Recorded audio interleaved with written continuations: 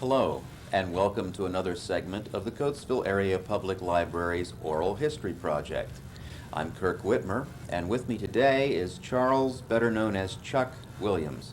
Chuck, it's a pleasure to have you with us, and I'm glad that you agreed to participate in our little project here.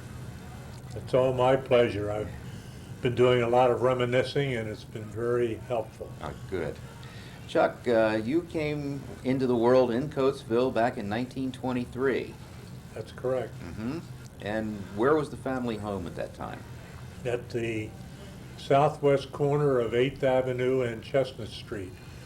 And I was born in the home. Aha. Well, that was pretty much a standard back then. Yes, it was. So, As a matter of fact, the family told me I was brought in a suitcase by Dr. J.S.M. Pratt. And they used to show me on the hall wall where a piece of the wallpaper had been scraped by the suitcase when he brought me in. Needless to say, I didn't believe that for too many years. yeah, I'm sure you gave that story up after a while. Yes. What was it like to be a youngster on the streets of Coatesville? Well, they were great days. In recalling some of the instances, I can remember when they used to drive cattle up 8th Avenue, down in what some people remember as McGargy Heights, around 16th and 17th Avenues on Olive Street was a farm, and it was the McGargy farm. And at 2nd Avenue and Harmony Street, or I'm sorry, Diamond Street, was the Shellcross Abattoir. So they would drive the steers to be slaughtered from the farm in McGargy Heights up to 2nd and Diamond Street. They would bring them up Olive Street all the way to 8th Avenue, then cross Main Street and come up to Chestnut Street, and then drive them up Chestnut Street to 2nd Avenue and then to the abattoir. They used to call it that rather than slaughterhouse. Right. With cattle in the streets of Coatesville, they must have been dirt streets. Very what? Were there dirt streets at that time, dirt roads? I don't remember that they were. It could have been cobblestone. I just don't remember. One of the things I do remember is that there were a lot of telephone poles around, and the tar in the poles would seep out in strings, and we used to take that and chew it rather than chewing gum. It didn't leave any deposit on your teeth, and it was something to do. That's interesting. Well, what was school like back then, Chuck? School was great. Our high school was located where the Benner School is located now, between 5th and 6th on Main Street. We used to come home for lunch. We'd walk, of course, to school in those days. There was no busing. And speaking of school, our class of 1940 was the first class to graduate from what we called the new school, which was Scott High School between 8th and 10th on Olive Street. We moved down to that school from the old high school in January of 1940, and we carried the contents of our lockers. Each student had the contents of their lockers, their books, their clothes, whatever. We carried that from one school to the other and put into the new lockers. I was president of the student council at the time, so one of my duties was to thank the citizens in the area for the many gifts that we received at the new school. And I often thought to myself, I was privileged to be able to do that, and the community was very solid behind the efforts that had been made to put up this new school. Classes were enjoyable. I feel as though we applied ourselves better in those days than perhaps now, although I have no way to measure that. But I think we knew why we were there, and our parents made it very important that we attend school. As president of student council, that's a very active body within any school population. What types of issues did student council try to address back in 1940? Well, it was the use of the various doors of the buildings. Seniors were allowed to use the main entrances, underclassmen were not. So a couple of times a year there would be a confrontation between the various classes as to the use of a certain door. I don't think there were too many major problems that we had to address. Perhaps school dress code, things of that nature. Tell us about dress code. What was it like? How strict was it? Well, the girls wore bobby socks and saddle shoes.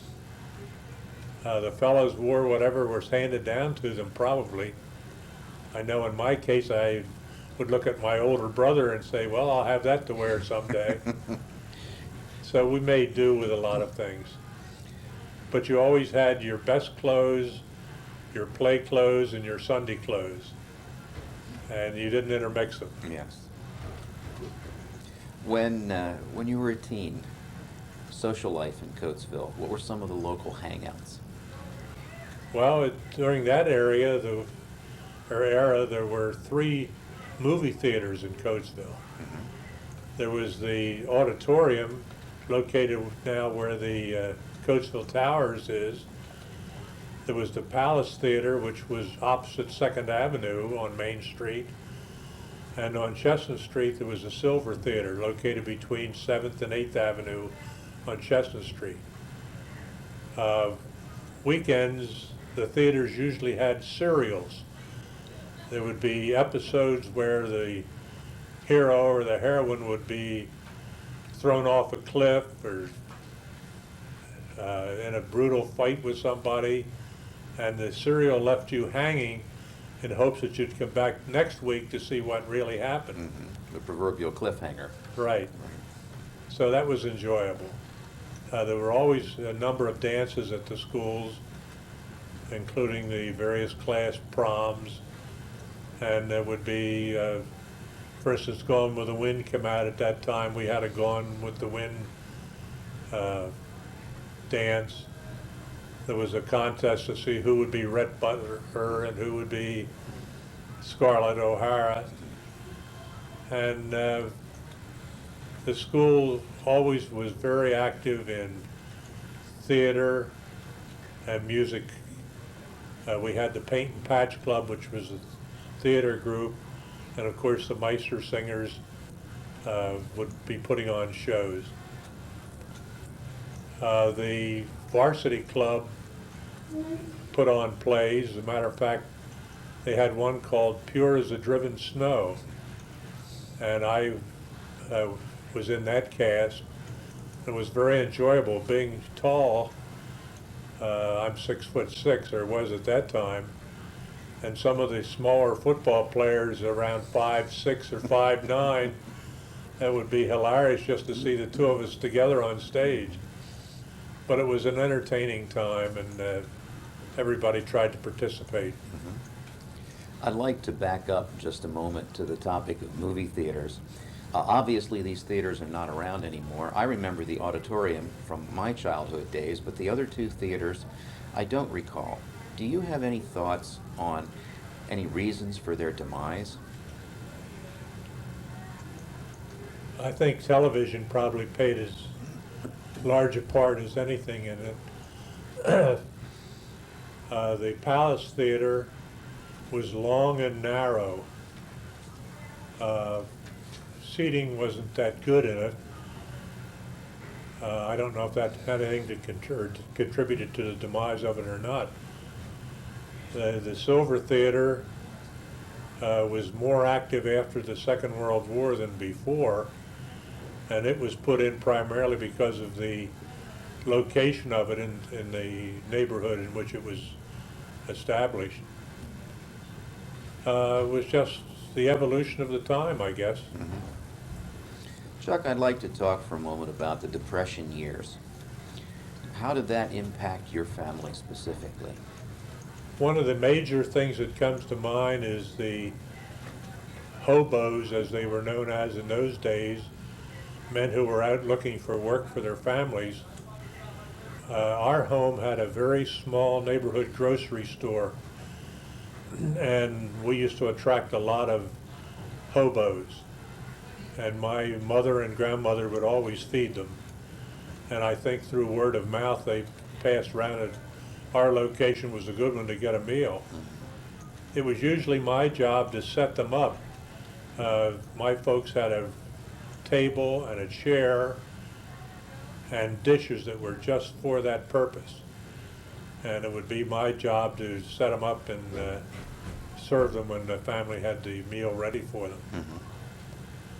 There was also a hobo jungle located where the Kurt Strauss Memorial Bridge is now. And it was almost scary when you would get down in that area and see all these men gathered around a fire. It was near the railroad. Mm-hmm. And it was just a place where they congregated whenever they were coming through the area. People in our neighborhood, there were maybe one or two men who actually had jobs, and their families were able to make the Depression years a lot better than the others. With us having a small neighborhood grocery store, it was not unusual for us to help people with food during that Depression era. I didn't normally feel the Depression because having the store in our family, we always had things to eat. It was not a case of being hungry. But I think having experienced that, I came out with a more profound feeling of what was important in life. Mm-hmm. Yes, that would certainly tend to change one's philosophy. Yes, it did. Well, Chuck, eventually you graduated high school, and where did you go from there? Into Uncle Sam's Army. Mm-hmm. I was in the Army for over 3 years, went overseas. When I come home, I had been working at Lucan's. I started as a messenger boy in the main office of Lucan's because I wasn't old enough to work out in the plant. So I finally worked my way up to the industrial engineering department, and when I came out of the service, I looked to return to that job, and my uncle was a plastering contractor, and he asked me if I would come to work for him, Mm-hmm. which I did. And that was a growing experience also. After coming home from the service, were there any noticeable changes in Coatesville that you can recall? Well, we no longer had the curb market, which was located between Main Street and Chestnut Street on Fifth Avenue, very close to where the Coatesville Public Library is located. Mm-hmm. This was a market that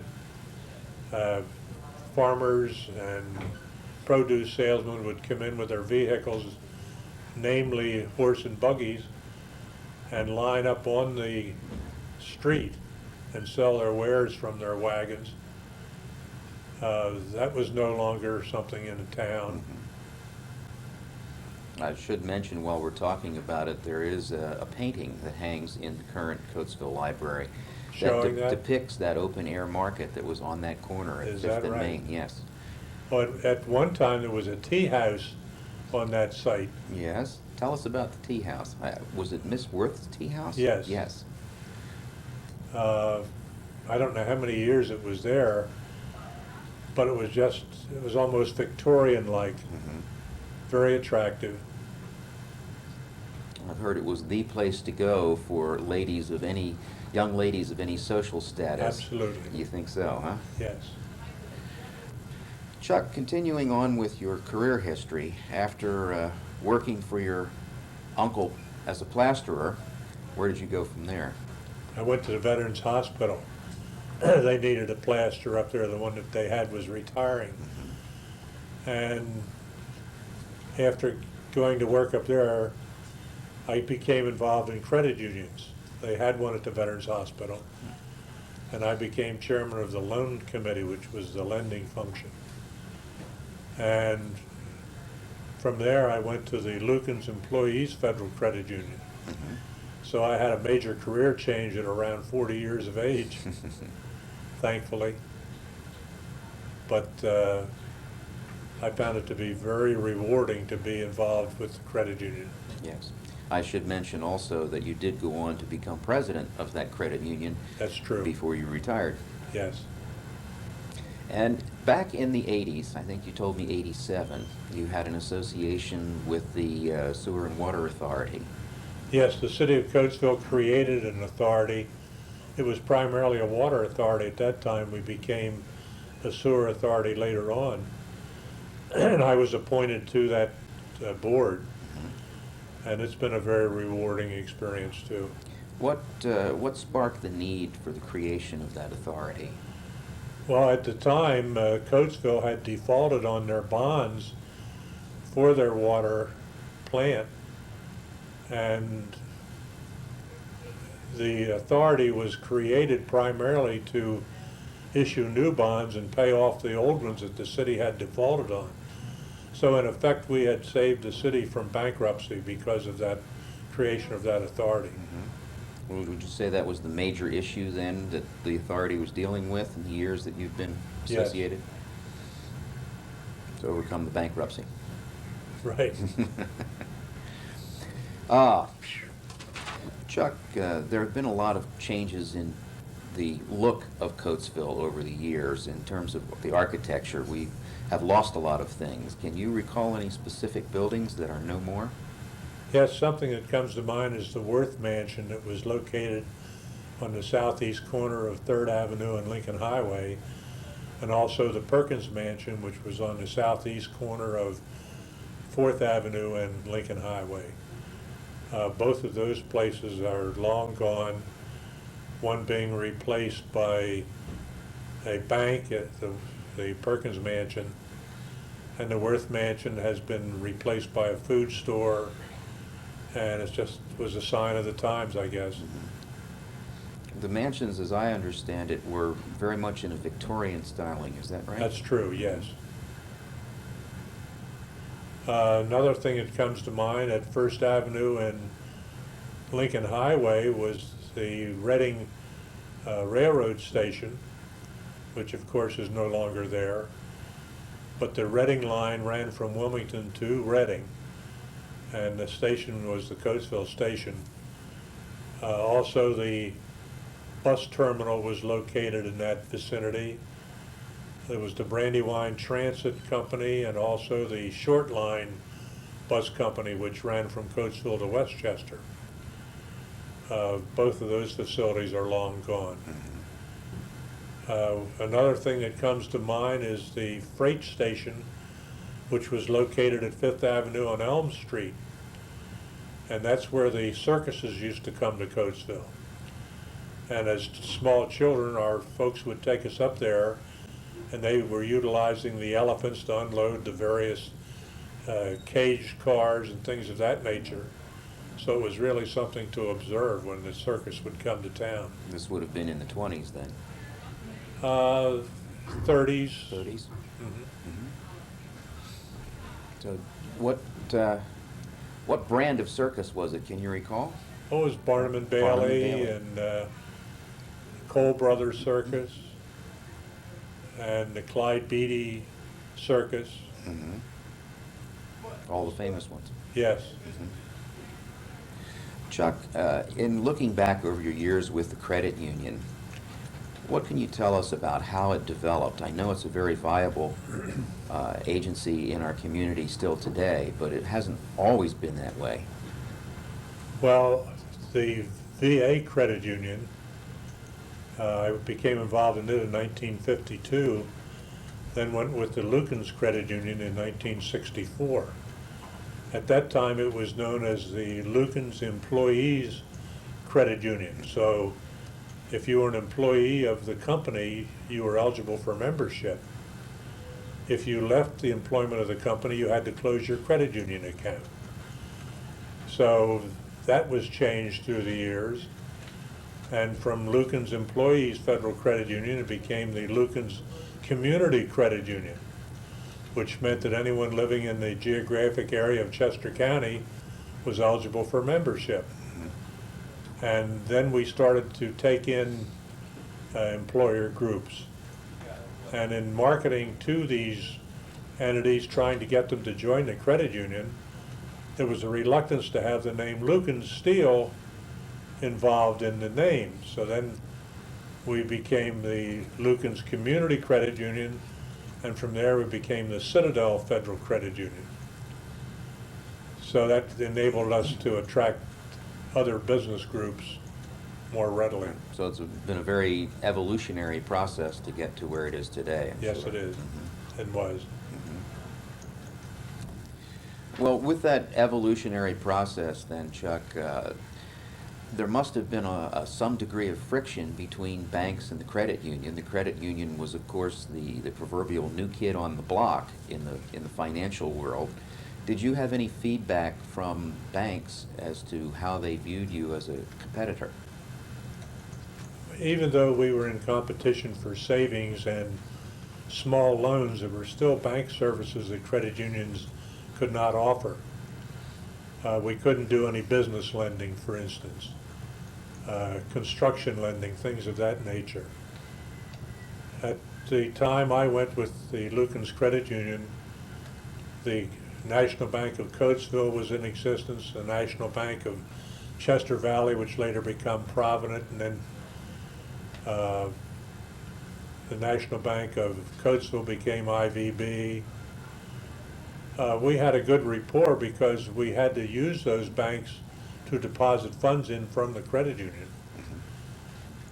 So even though they were competitors, we still had a very good relationship.